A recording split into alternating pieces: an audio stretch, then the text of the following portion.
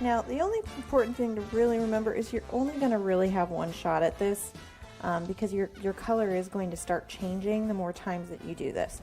So you want to keep, once you're done with this piece, if you still need to roll out more, you're going to want to roll it out separate. So you want to have some of the extra on hand for that. Okay, so we've got it set out. You can see it just looks like that. And now what we're going to do is we're just going to keep rolling. First we're going to go this way, and then because I want to make sure it's long enough to go all the way around my tier, I'm going to go this way.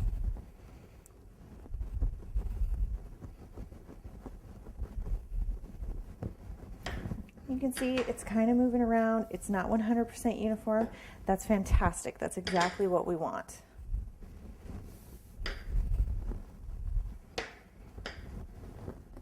Oops. If you get a little bend in it like that, don't worry about it too much. Just kind of smooth it out. Now I'm rolling this pretty thin because it's going to go on my cake very much like a ribbon, so I don't want it to be super thick. Okay. Now if you want your stripes to be thinner, you absolutely can do that for this project. I'm not too concerned about it. So I'm going to take my ribbon cutter now, and I've got my plate set to 3/4 inches in between. Now once you have the plates on there, it's actually going to be almost closer to an inch, so you want to keep that in mind. And all I'm going to do is I'm going to cut a couple of ribbons.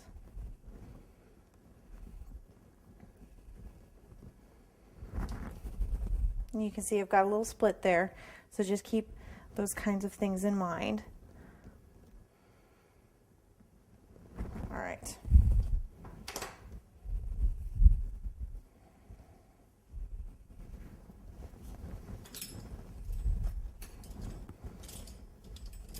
I'm just going to use my rotary cutter to kind of clean up the top and bottom edges.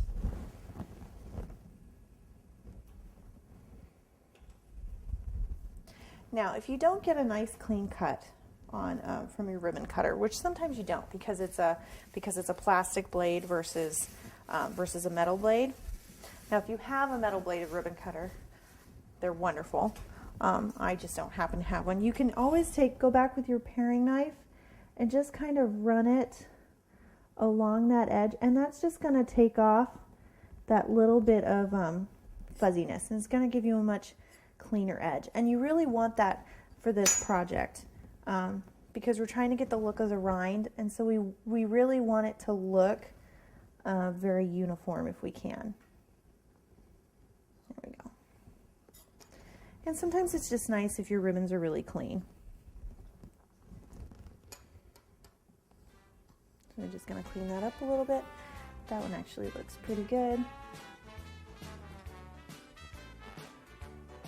All right.